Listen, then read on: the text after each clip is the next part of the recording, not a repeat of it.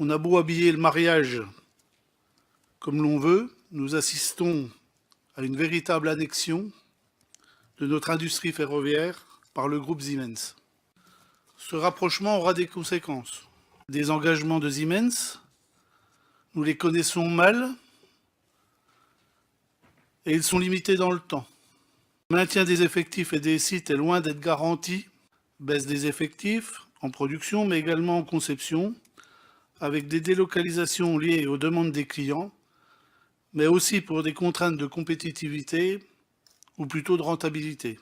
La stratégie d'Alstom aujourd'hui est de se développer mondialement au détriment de sa base historique en France. Ainsi, même les commandes françaises sont délocalisées, partiellement à l'étranger. Chômage partiel à Valenciennes, projet de fermeture du site de Belfort qui ne vous a pas échappé, et compactage des sites.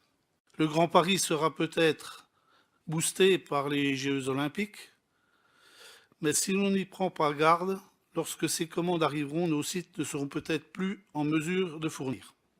Avant même l'annonce de cette opération, chez Alstom Transport, en France, il y a toujours, il est toujours en cours, un droit d'alerte qui a été voté à l'unanimité du comité central dans l'entreprise, donc tout représentant des 4 syndicats confondus. Et ça, c'est déjà révélateur qu'il y avait déjà de grosses inquiétudes concernant le ferroviaire en général et nos sites français. Cette distorsion de concurrence qui va seulement arriver, parce que les Chinois, c'est ce qu'on disait tout à l'heure, pour l'instant ils sont très peu présents. Mais ça va, c'est pour demain, mais ça va vite arriver. On n'est pas à armes égales. Que va-t-il se passer entre aujourd'hui et le closing?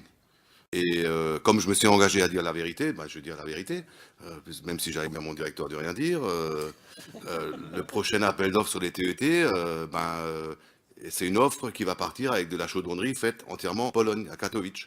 Ça devient insupportable, quoi.